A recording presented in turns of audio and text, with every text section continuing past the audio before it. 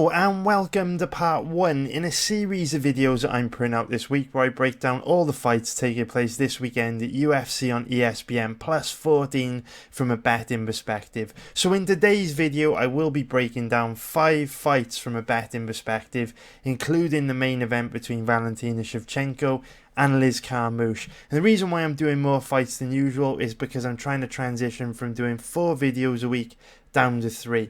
So first of all, I want to say big sorry to you for not doing the live stream that I promised to do last week. To be perfectly honest with you, I'll hold my hands up. I basically got caught out by the earlier start time on the UFC. You know, throughout the week my research was going well and I was well ahead of schedule. But by fight day, a few different things got in the way, you know, life shit that I had to take care of, and because the UFC event was starting like a good 5 or 6 hours earlier than usual, it just caught me out. You know, usually what I would do is settle down in the evening when my son and Steph has gone to bed and just do the live stream in my study in my office all by myself, but because they were like kids and stuff running around Saturday afternoon, it was difficult for me to do the live stream, so I do apologise, guys. But this weekend's UFC is back to the regular start time, so I should be able to do a live stream. So if you want me to do a live stream this weekend, please hit the like button below. And if every video that I put out this week gets 350 likes, I will do the live stream. From time to time, they won't happen when life creeps in the way, but this weekend I should be able to do them because, like I say, the UFC is back to a later start time. So once I put the little man to bed, sort dinner out for everyone, I'll be able to sit down in my office, connect the live stream, chill out with you guys, talk about some fights, hunt for some prop bets, and answer all the questions that you may have about this week's upcoming fights. So before we go into talking about the fights on this week's card, of course, we also always like to kick off the videos by looking back at last week to see how I did. So if we take a look at last week's bets, we can see that here were the bets that I had for last weekend's event, UFC on ESPN 5, and a really good start to the month for me. I always love to start a new month of betting with a nice big profit, and this was the first major MMA event that we could bet on in August. And I did kick things off with a nice big profit. Of course, we had a nice big bet on Nasrat Haqparast. He was one of my most confident bets of the year. I know he was a heavy favourite, but at the end of the day, money is money, and a very nice return on him. He was one of my biggest financial bets of the year. I was very confident in him. Didn't really give Silva too much of a chance of winning, and the fight pretty much played out how we thought it would. You know, we knew Silva was a heavy hitting, aggressive guy, but we also knew that he tended to wing a lot of wide hooks, and we also knew that Nasrat Haqparast was excellent defensively. You know, superb footwork, always keeps a very nice high boxing guard, which would have made it very difficult for Silva to land one of his big power strikes, because in all of his fights the only way the Silva ever lands on people is by baiting them into brawls and basically baiting them into letting their guard down, and Haqparast doesn't play that game. For a young fighter, very disciplined, always sticks to the game plan, and probably has, I would say, the best striking defense in the lightweight division. Absolutely outstanding. So it was an easy win for him, an easy win for us, a big win for us. And I mean, realistically, if you go back and watch the fight, Silva didn't really land a strike, certainly didn't land a clean hard strike anyway. If you go back and watch that first round, Silva, literally every single one of his strikes was blocked or missed. So superb performance from Haqparast, and at 23 years old, he is an absolute nightmare. He is just absolutely excellent. And then the second bet that I had was bet the over 1.5 rounds in the fight between Starko Stosic and Kennedy Nzechukwu. Obviously, it was a very weird fight, couple point deductions for Stosic, but the fight easily went the distance, cruised past the 1.5 round mark, and that was a very easy winner for us again. So two very nice bets, two decent sized bets, so a very nice profit to kick the month off. What have you got to say about it? Yeah, just really nice. I mean, you guys know me, I like to keep it tight. I like to take the sniper approach to betting. You know, I don't like to put my money in marginal positions. I only look to put my money in strong positions. And I'm very happy to wait and be patient for those strong positions to come along. So yes, I do pass on the majority of fights, but you know, when solid betting opportunities pop up, I like to go big and aggressive on them. You know, I'm not opposed to rolling the dice on high risk, high reward bets. I will bet on them from time to time. But this was one of those events where I took the sniper approach and went big and aggressive on 2 bets that I felt super confident in, and they were both easy winners. I mean, this fight was never in danger of ending inside the distance, and Hakaras cruised to an easy win. So that's how I did last week, and fingers crossed I can follow up with another profit this weekend on UFC on ESPN 14. And of course, in today's video, we're going to be running through 5 fights to see if there are any bets on the first 5 fights that I've looked at on this card. So the first fight that I want to talk about in today's video is going to be Oscar Piechota against Rodolfo Vieira. So, Rodolfo Vieira is making his UFC debut, and he is a high-level Brazilian Jiu-Jitsu practitioner, as we can see in the picture here. One of my elite members, Coach BZ, who I've also done a podcast with, he is very, very high on Rodolfo Vieira, says he's one of the best Brazilian Jiu-Jitsu practitioners in the world. So needless to say, Vieira can get Oscar Piechota down. Piechota is going to be in big trouble. But while I talk about this fight, I want to play some of Vieira's fights in the background. So the first fight that I'm going to play is his last matchup from June, which would be, yeah, cool, that's June the 8th. So yeah, that's around about, well, almost exactly 1 month ago, against Vitaly Nemchinov in ACA. So if we put this fight on here, Rodolfo is the guy in the black shorts. One thing that I did think was interesting though, just as I hit play here, not sure if the stats are accurate or not, but it says that he's 6'1" on Tapology with a 74-inch reach, but he looks quite short to me. So, you can't always trust the stats on Tapology. Quite often the height and reach is inaccurate. This one looks like it might be inaccurate. He doesn't look like a 6-foot-tall fighter, but I could be wrong. Just looks quite small. Anyway, Vieira in the black and green shorts, circling on the outside. We got Nemchinov taking control of the centre of the cage, walking him down, but obviously with Vieira being such a high-level Brazilian Jiu-Jitsu practitioner, he is not interested in a kickboxing match, which is why you see him circling on the outside and avoiding engaging in any striking exchanges.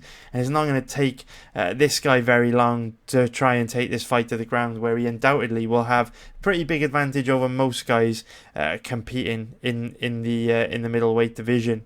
I believe this fight is at middleweight. Let me just double check so that I'm accurate. Yeah, so will have a big advantage over most guys over in the middleweight division if he can get them down. So here we see, Vieira just focusing on defense, not getting sucked into any striking exchanges, just biding his time, waiting for the perfect opportunity to shoot his first takedown attempt. You can see him trying perhaps set up a takedown attempt with some leg kicks just a few moments ago. Nemchinov knows what's coming. If you fight a guy like Vieira, a pure Brazilian Jiu-Jitsu practitioner, you know where he's going to want to take the fight.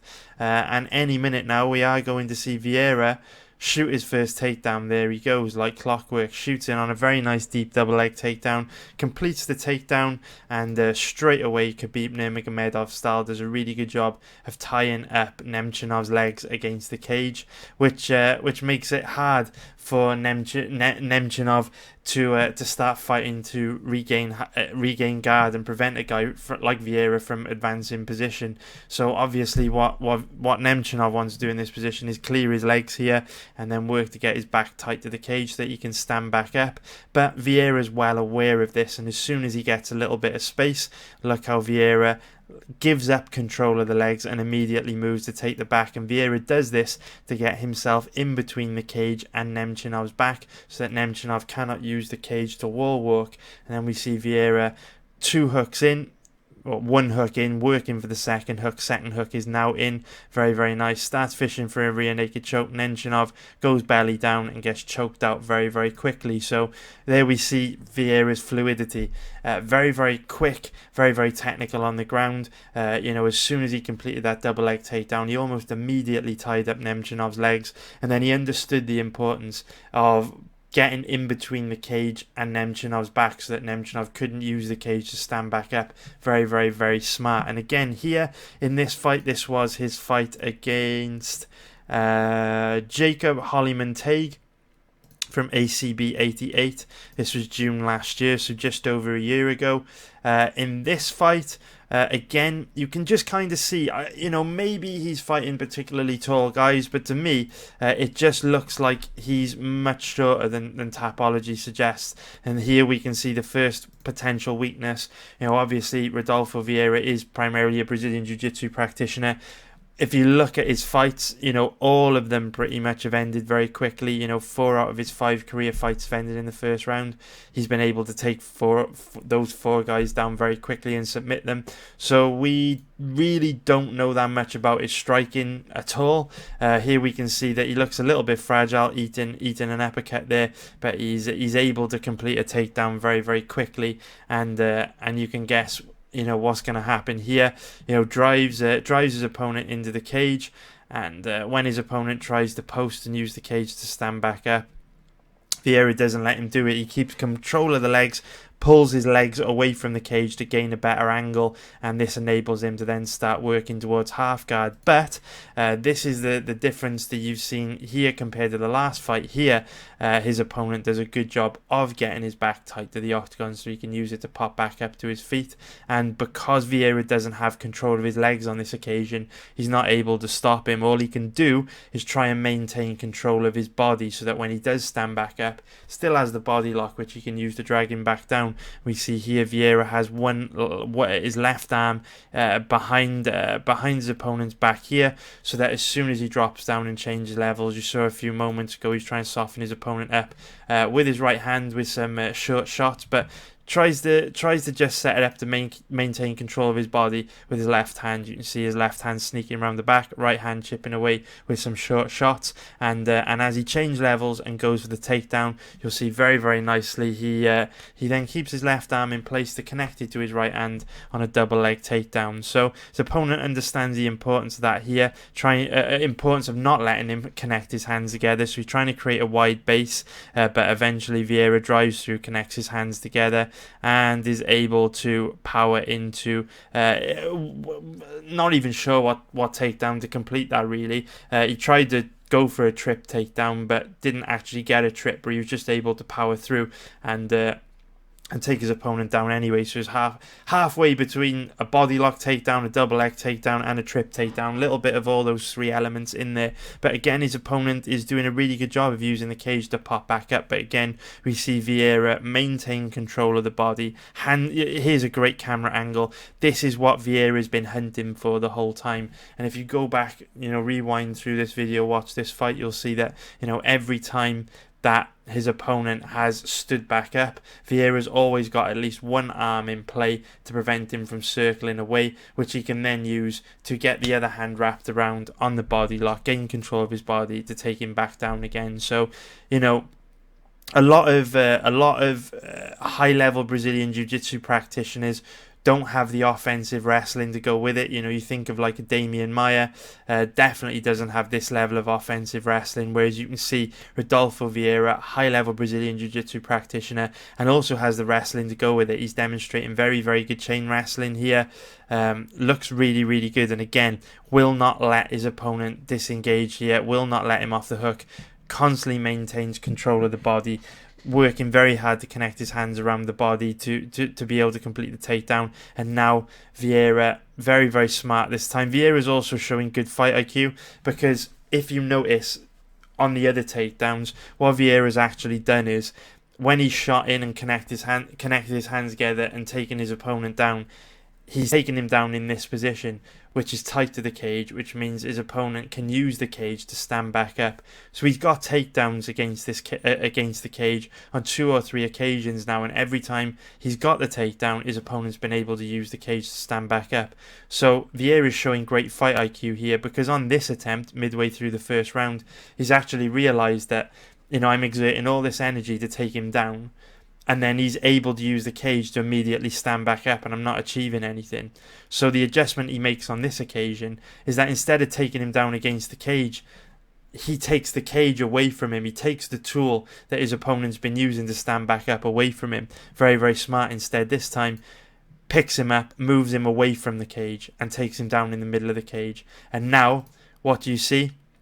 Instead of his opponent being able to get his back tight to the cage and wall walk and get back to his feet, now Vieira can flatten his shoulders out on the canvas and start to work his ground game, because there's no aid that this guy's got anymore to stand back up. So he's in a lot more trouble in the middle of the cage. So great fight IQ from Vieira. Great adjustment that he made there, and it shows for a relatively inexperienced MMA fighter at only 5-0, without much time spent in competitive fights, with the majority of his fights ending in round 1.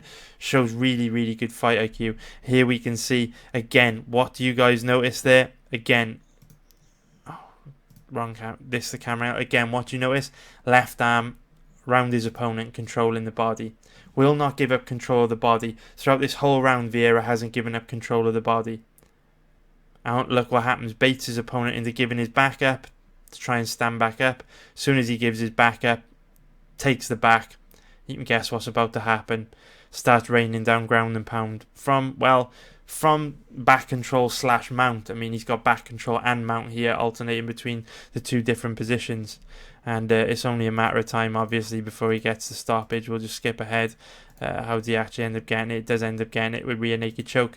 But beautiful to see. Great fight IQ, because if you look at this position here, when this position was taking place against the cage, this guy here was able to get his back tight to the cage to stand back up. Whereas now, in the middle of the octagon where there is no cage, when he goes to stand back up using the same maneuver, there's nothing blocking Vieira from taking the back. Usually there would be a cage like here blocking Vieira, but there's no cage anymore. So as soon as he baits him into standing back up, bang, there's nothing to protect his opponent from having his back taken. So beautiful adjustment that Vieira made midway through that midway through the first round. Went for 2 or 3 takedowns against the cage. His opponent immediately stood back up, made the adjustment. If I take him down in the middle of the cage, can use the cage to stand back up again, it's going to be much easier for me to establish dominant positions, beat him up from top position, force him to give a back up, work my submission game. Beautiful stuff from Vieira. And again, Vieira's looking quite short here for a 6-foot-tall fighter. But this matchup here is against Alexander Newfang from March of last year. So around 15 or 16 months ago. Last fight that I want to show you of our boy Vieira. So again, just coming forward. Get to see a little bit of his striking here. For you can guess the inevitable happens. Actually land a nice overhand right there. Obviously, when your opponent's going to be so scared thinking about the takedown, that will open up striking opportunities for him. Although, like I say, because his past fights haven't lasted very long, we don't actually know that much about his striking. It is a complete unknown. And there we see he hits kind of like a sloppy single leg when his opponent stands back up, catch him with a double leg. And I mean, we don't need to see much of this. We just skip through. It's just Vieira doing Vieira shit. Advance in position from half guard slowly into mount, and then smashing this guy from top position with ground and pound until the inevitable happens. We don't need to watch it. You can guess what's going to happen. So that's Rodolfo Vieira. Obviously, we can see that there are some things he's exceptionally good at, but there are also a lot of question marks. We don't know anything about his striking, don't know anything about his cardio, don't know anything about his ability to take a punch.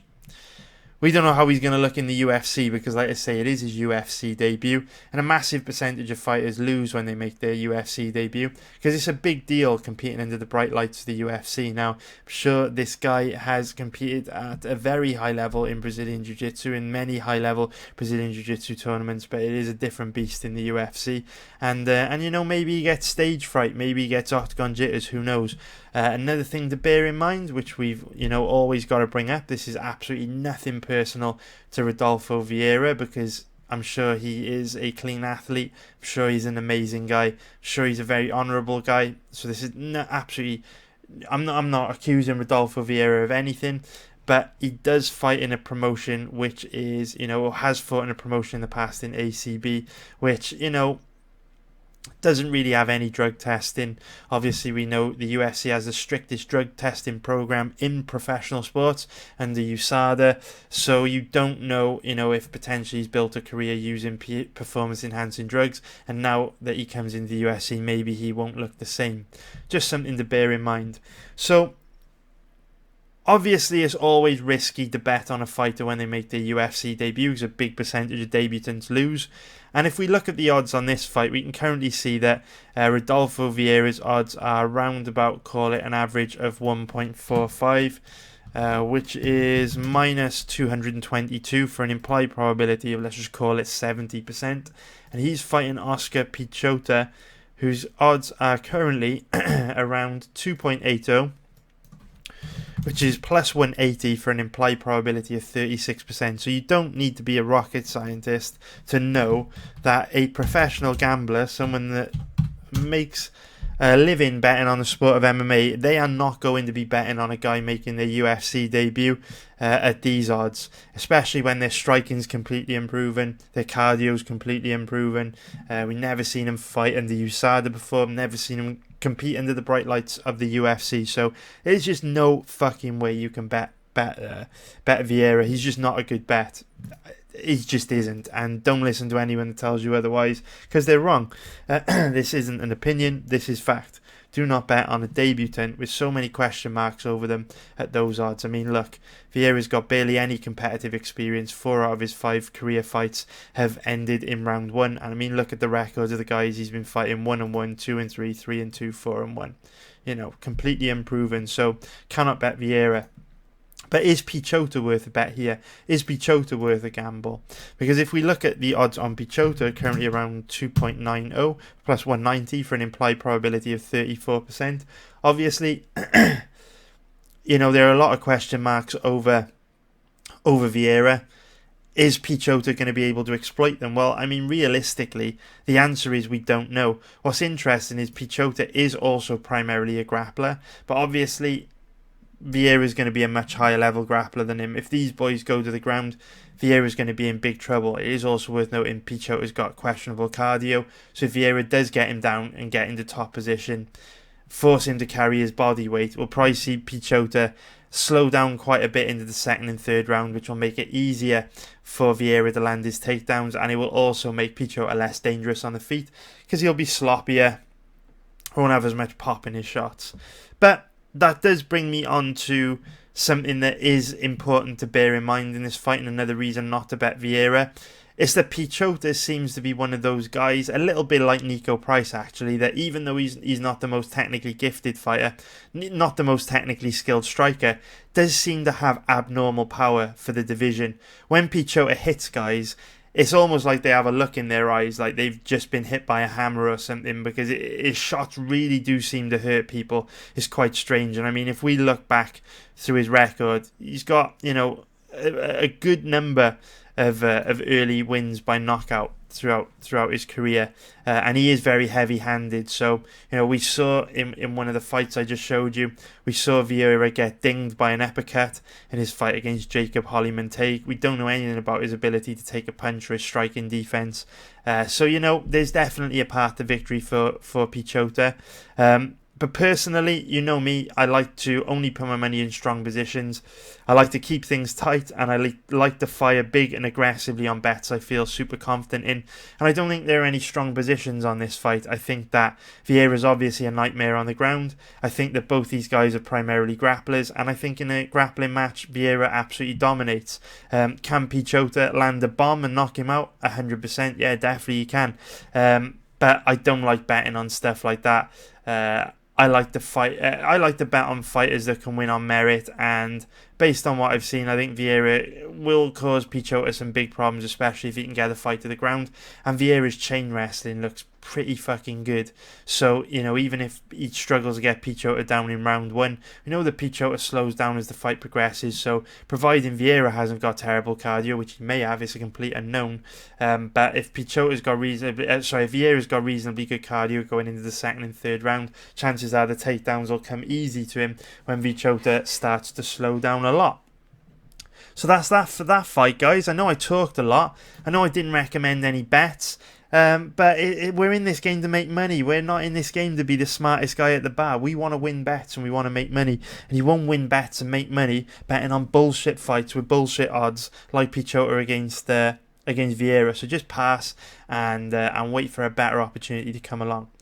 So now we go on to the next fight that I want to talk about in today's video, which is Cyril Gane. I'm not sure how to pronounce that. Maybe it's Gane, but I believe with this symbol here on the E, it means Gane.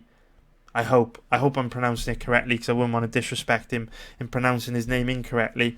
But we'll call him Cyril Gane for now, and he is fighting Rafael Pessoa.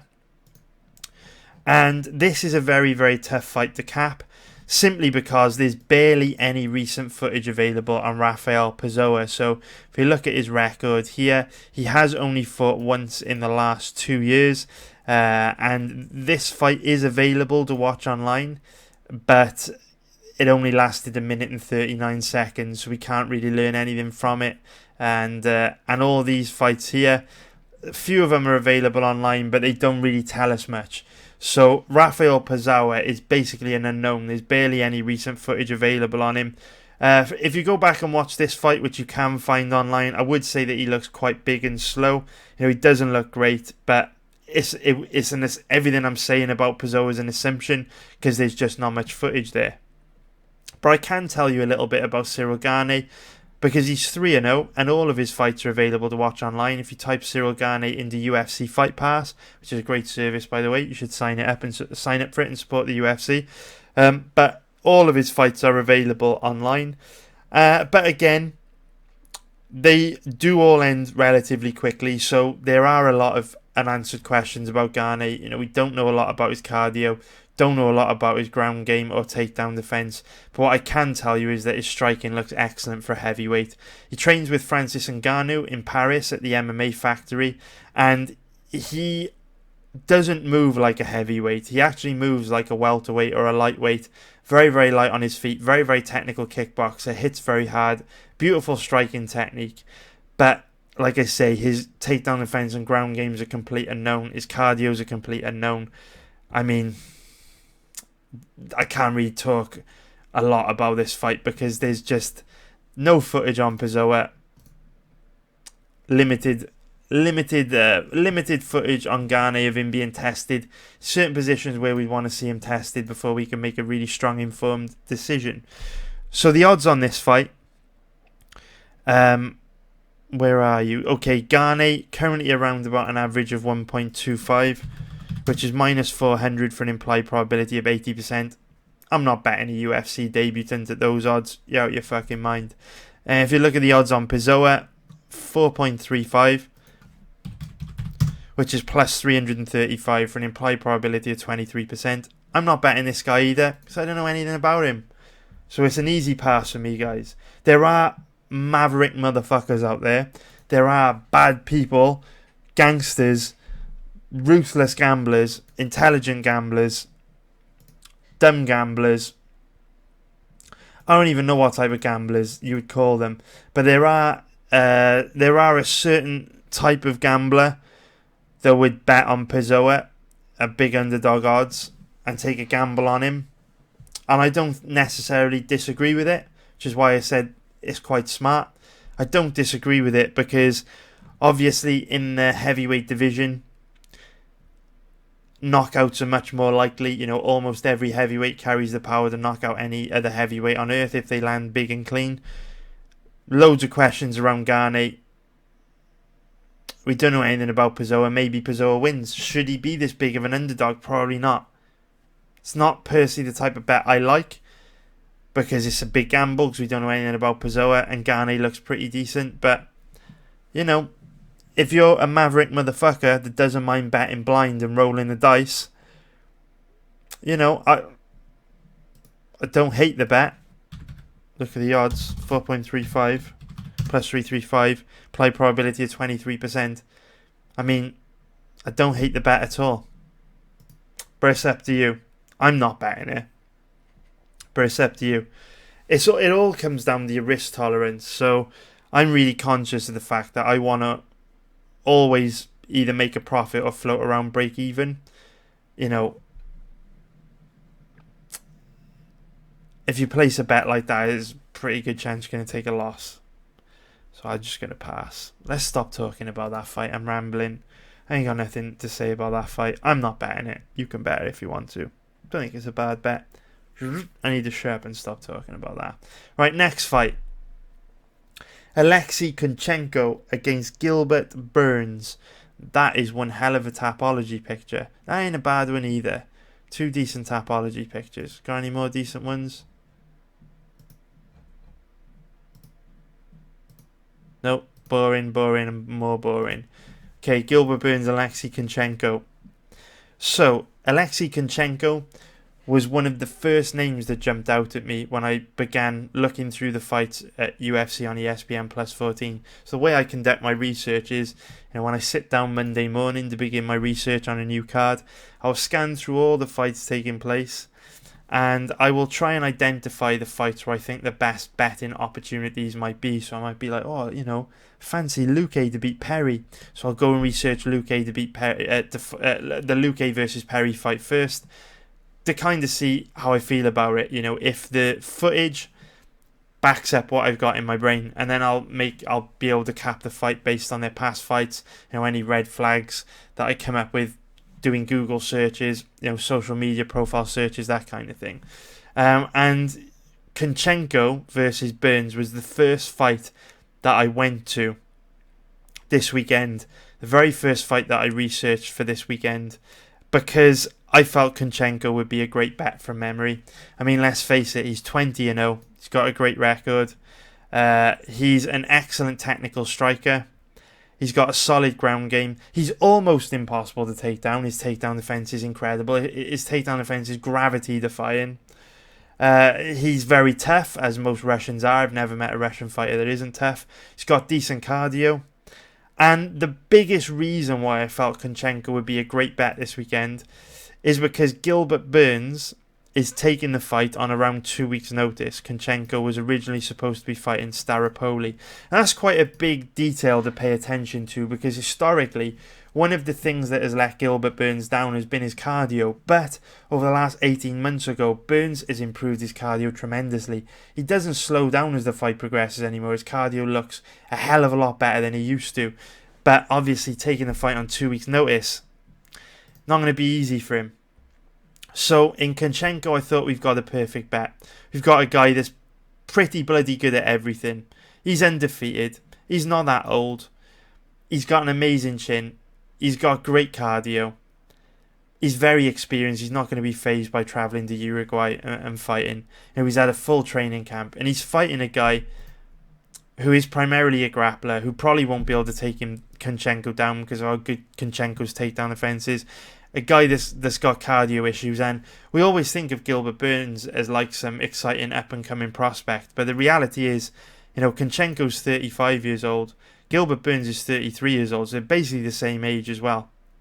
And pretty much the same size, both 5'10", with around a 70-inch reach. Not much of a difference there in size. And when I first saw the odds, when I first began researching the odds for this fight at the beginning of the week, Kunchenko was around about a 1.80 favourite. He was around about 1.80. That shows slightly lower than what he actually was. But you could get him for around about 1.80, which is minus 125 for an implied probability of 56%. So I thought, man, I honestly felt that I would be going big on Kunchenko this week. But this is why fight research is so fucking important. It is so important to do tape study and go back and watch past fights, because your mind will play tricks on you. And I fucking knew that Kunchenko's odds would decline this week. I knew that they would decline. I absolutely knew it.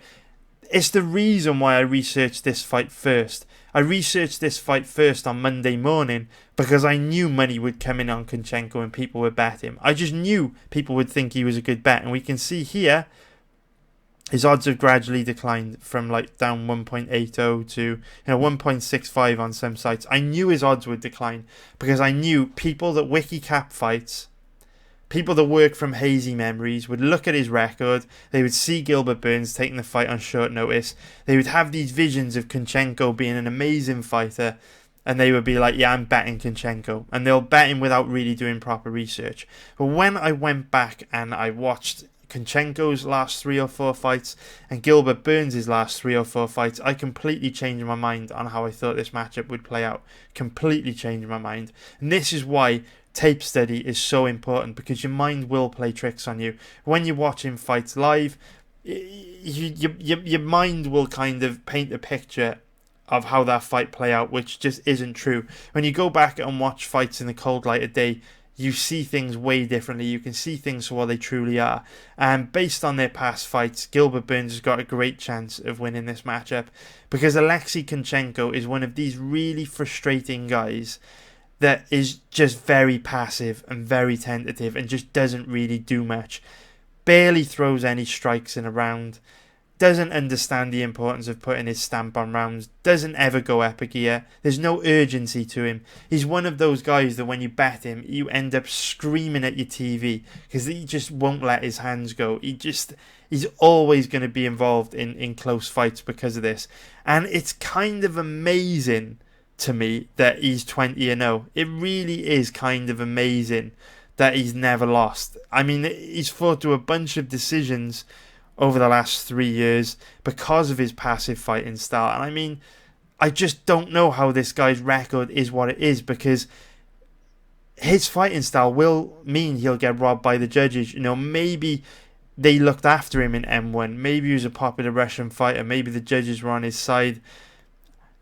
Maybe the promotion was on his side. I don't know what it is, but you very rarely see guys with this fighting style undefeated, because they are always involved in close fights, and you know what it's like when you get involved in close fights, the judges will fuck you over. It's just an inevitability. And I'm pretty damn sure this guy ain't going to stay undefeated for long in the UFC unless he starts to fight more aggressively. Now, perhaps he will fight more aggressively this weekend and he'll look completely different to how we've looked from him before. But based on past performances, there's fucking no way I'd bet this guy as a favourite, because he just doesn't do anything. He's one of these guys that tries to just outpoint his opponent by like 5%. So like, you know, say Gilbert Burns will land a shot, you know, he'll land 2, and he'll just try and stay ahead. But the problem with that style is, if your opponent finishes a round strong, you know, if they land a big shot in the last 30 seconds and get a reaction from the crowd or a late takedown or something, you lose the round, because you're not putting your stamp on the round, you're not leaving an impression in the judge's eyes. And that is why Kunchenko's frustrating as fuck. And I'm not betting him as a favourite. It's a bad bet. Kunchenko's a bad bet as a favourite here. Do not like his passive fighting style at all. At odds of 1.74, minus 135 for an implied probability of 57%. You know, to get any value here, you'd have to cap him at around about 65%. And I just can't get there, because Gilbert Burns, he started off in the UFC as primarily a Brazilian Jiu-Jitsu practitioner with questionable cardio. He now has decent cardio, solid offensive wrestling, and he's making huge improvements to his striking. I could definitely see Gilbert Burns outstriking Kunchenko here. Now, if Gilbert Burns was taking this fight on a full camp, I would definitely bet him at these odds. At 2.20, I would definitely bet him 100%. 2.20's money line odds of plus 120 for an implied probability of 45%. This fight is at least 50-50, so you get a 5% margin on the bookie. I'm personally like 55-45 in favour of Burns. That's if they both show up and perform to their full potential. The problem is, with Gilbert Burns only taking this fight on 2 weeks' notice, with him having a history of cardio issues, there's just no way that I can bet Burns here. Yes, his cardio's improved a lot, but, you know, taking the fight on 2 weeks' notice, strong possibility he'll gas out this weekend. But what I would say is, one thing that does slightly go in his favour is that because Kunchenko is very passive and he doesn't push the pace and he doesn't make his opponents work, that will make it easier for Burns to pace himself over 3 rounds without slowing down and gassing out, just because he'll be able to fight at a pace that's comfortable to him, because Kunchenko won't be pushing him. Kunchenko's not a pressure guy. He's very reactive, very gun-shy, very passive. So it's an easy pass for me. Kunchenko's just frustratingly passive, and I just can't bet Burns taking the fight on 2 weeks' notice. It's just not smart. So the next fight that I want to talk about is Chris Gutierrez against Geraldo de Freitas. And I'm having a tough time forming a strong opinion on this fight, a tough time capping it, really. And one of the main reasons why I'm having a tough time capping it is just because there's not that much footage available on De Freitas from the last few years. You know, if you delve way back in his career, you can find some of these fights, but they're not really relevant anymore because he will have improved and changed so much since then. And over the last couple of years, there's really not a lot of footage to go on. Obviously, he went the distance in his UFC debut, but again, in a fighter's UFC debut, he never really show us their full box of tricks. So I don't, again, similar to with Pessoa and Gane from earlier on in the video, I don't really know what to expect from Geraldo de Freitas. So it does make this a very tricky fight for betting, a very tricky fight to cap. But I can just talk to you about what I do know and how I do feel. But I don't have a strong read on this one at all. In fact, this is one of those fights where I just don't have an opinion. I can relay the information to you that I've discovered from my research, but I mean, I'm not able to process that information very well. I really don't know what to think of it. So, there's no doubt that Chris Gutierrez has an advantage when it comes to striking. Very, very technical kickboxer. Just very, very nice striking. You know, Geraldo de Freitas has got decent kickboxing as well, but there's no doubt that Gutierrez is better defensively and offensively. What I would say is that, just like Kunchenko, Gutierrez is frustratingly passive. He just doesn't let his hands go, and again, gun shy, doesn't go up a gear, doesn't understand the importance of putting his stamp on rounds. And I just straight up hate betting on guys like that. I never like to take a blanket rule to betting, but this, I never have like a general rule. Like some guys will be like, oh, I'm fading such and such guy, or I'll just blind bet any big underdogs, or any big heavy. I'll blind bet any heavyweights at big underdog odds. Or, you know, I'll bet all the overs in women's MMA fights. Hear about these general rules. I hate general rules. I think they're dumb. But if there is one general rule I might have, it's never to bet on passive fighters. Never to bet on the kind of guys that you want to scream at your TV when you bet them. Because they just don't do anything. They don't let their hands go. They don't understand the importance of putting their stamp on rounds. And just like Kunchenko, Gutierrez is that exact kind of guy. So, fuck Gutierrez. I don't care what his odds are. I'm not betting him. Because I hate betting on passive fighters. It was the same with Salim Touari last weekend against Mickey Gall. Said it in last week's video. I just hate betting on passive fighters. You know, Gutierrez is the underdog here. Average odds are around about 2.15, which is plus 115. Implied probability of 47%. I don't really give a fuck what his odds are. I'm not betting him because he's too passive. Now, his opponent De Freitas might not be as good when it comes to striking from a technical point of view, but like with a lot of these passive tentative fighters, you can outwork them and outstrike them just by having higher volume, higher output. So I could definitely see De Freitas winning a stand-up fight just because Gutierrez might not do a lot.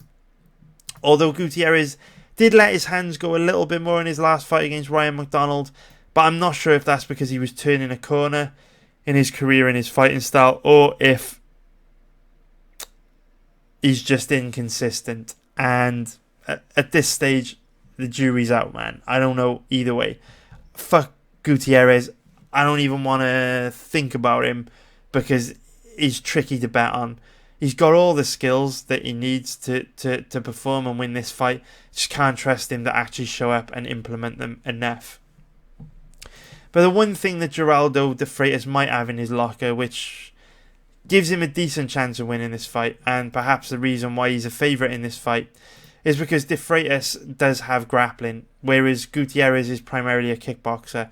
So De Freitas isn't the strongest offensive wrestler, not the most dangerous ground game, but he does have a decent double leg takedown, and he does have a decent level of Brazilian Jiu-Jitsu.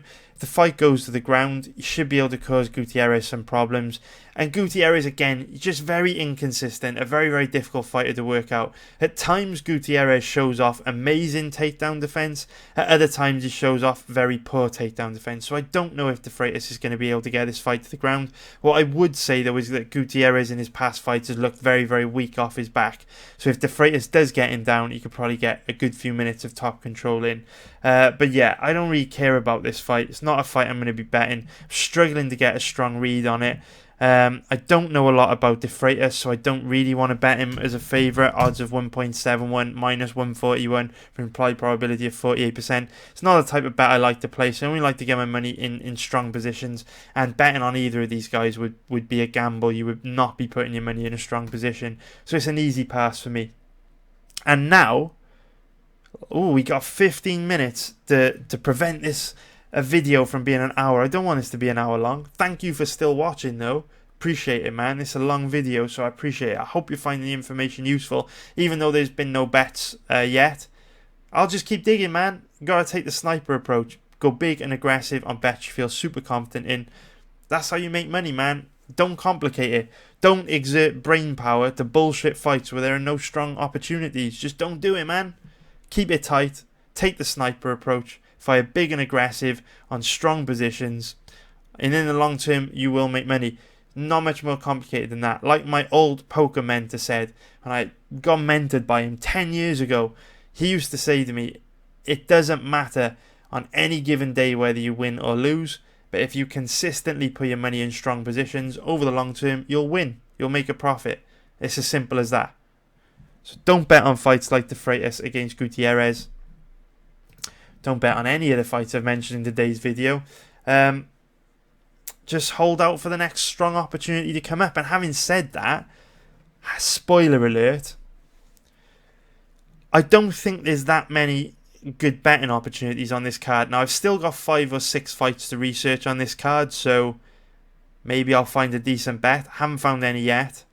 What I would say is that I do think there are a couple of rock solid bets coming up next week on UFC 241, which I will be posting to my website. I will be posting these bets to my website possibly in the next 2 or 3 days before the odds start to move too much.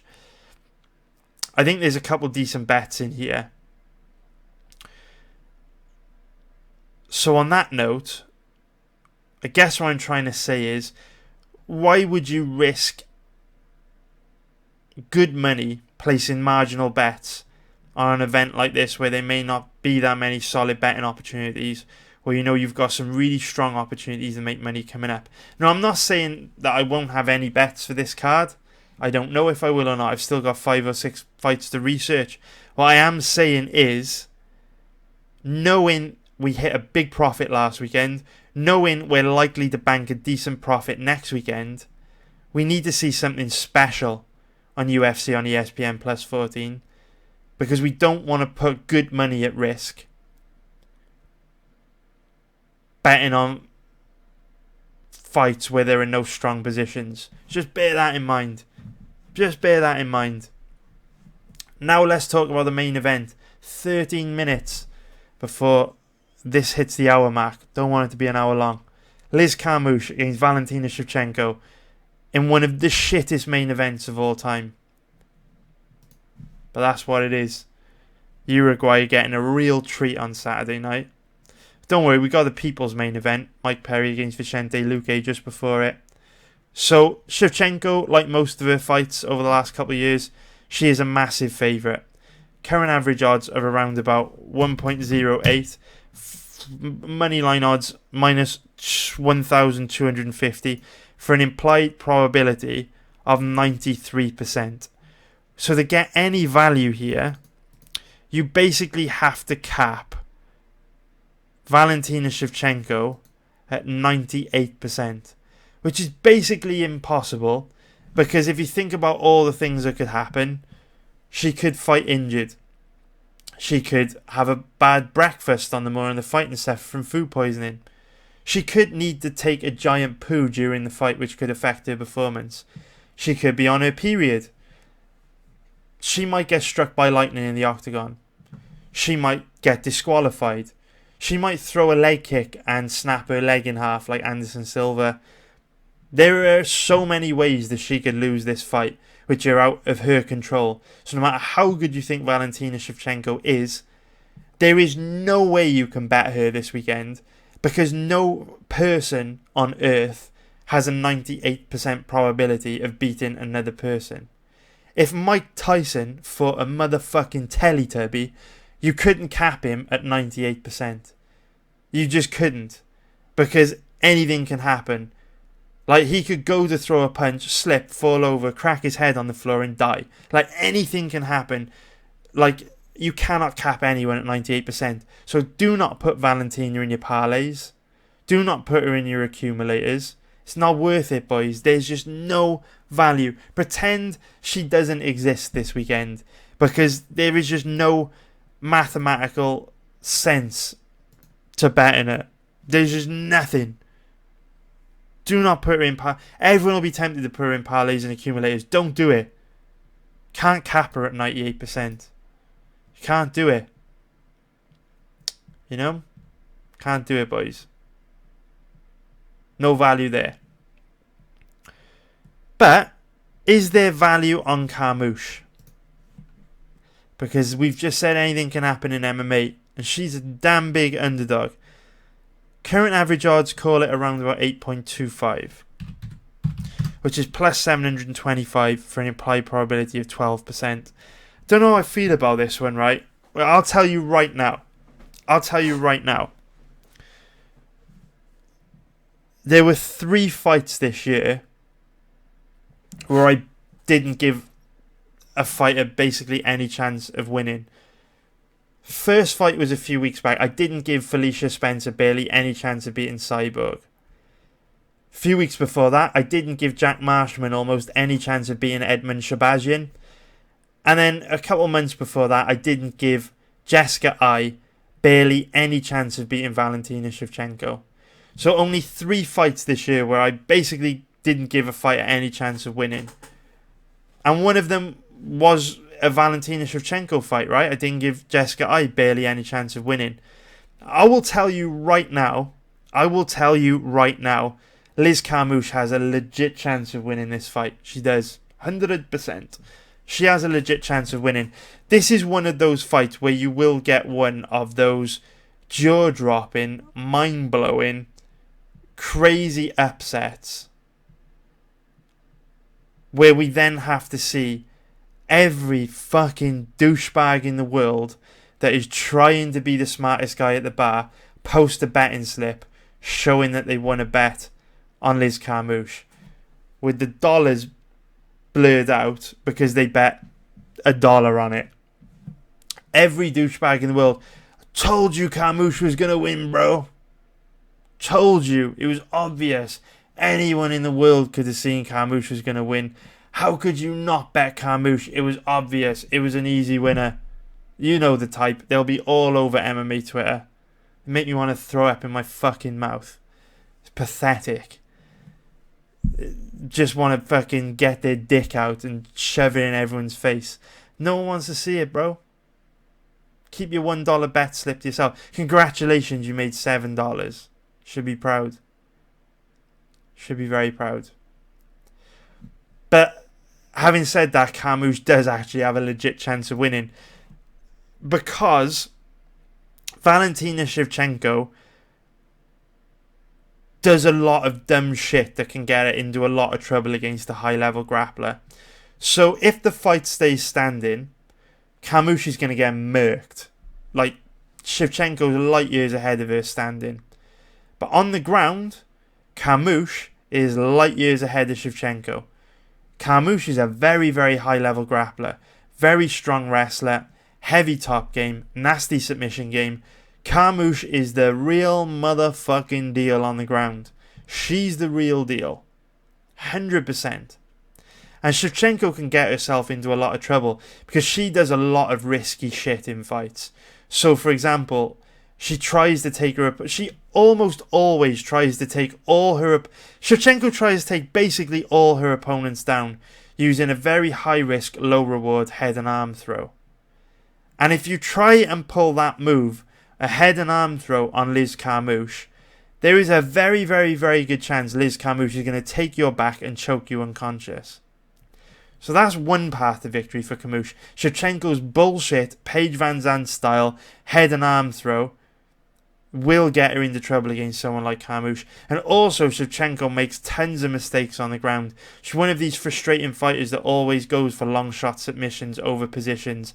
And if she goes to the ground with Carmouche and they're mixing it up on the ground, there's a legit chance Carmouche might catch her in something. Also, Carmouche is a very, very strong offensive wrestler, and Shevchenko's takedown defense isn't bulletproof, like Carmouche could take her down. So with all this being said, is there value on Carmouche? Now, the problem is, I don't know. Because the problem with Carmouche is that she's got a huge muscular frame. Very, very muscular, big frame.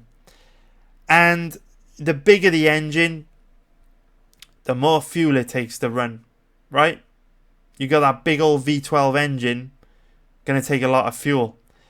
And with Carmouche having that big engine, very athletic, big, strong, muscular frame, loads of explosive athletic energy, all of that comes at a cost.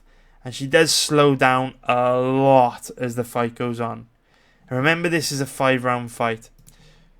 So I do think Carmouche can win.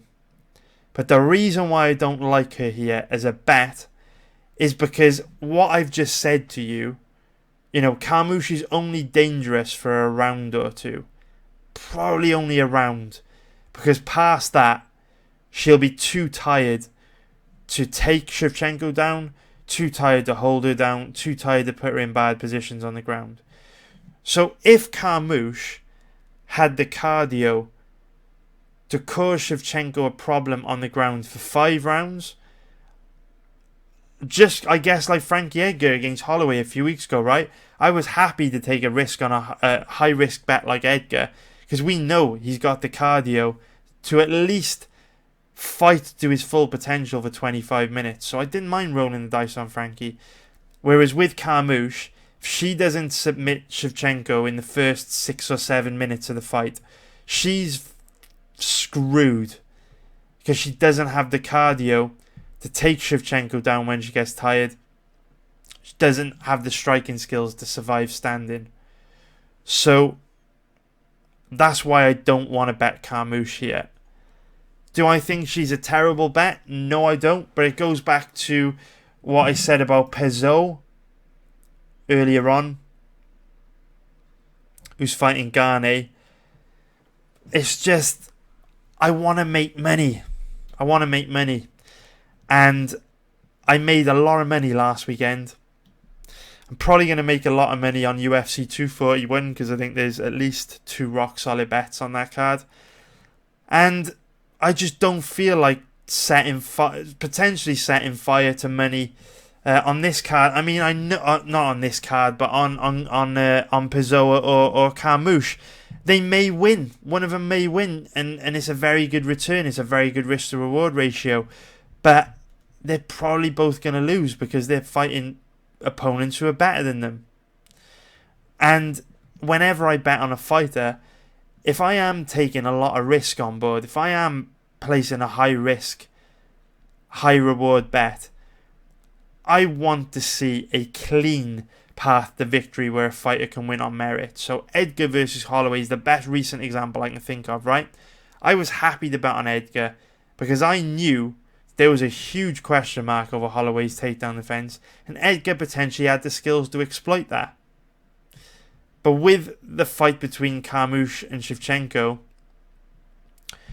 I know that after 5 or 6 minutes, Carmouche is going to be gassed bad and unable to do anything to Shevchenko competitively. And it's pretty unlikely she submits her in the first round. So that's why I'm passing. Don't think she can win the fight on merit. It's not like she can show up and there's a specific set of skills she can use to outclass Shevchenko over a 25-minute period and win a decision. She can't do that, like Frankie potentially could have with his wrestling. So that's kind of like the criteria I need to put my money in a spot where it's in a lot of danger, like it was on the Frankie bet. I hope it makes sense to you what I'm trying to say. It probably doesn't. No, I'm not the best at getting across how I feel.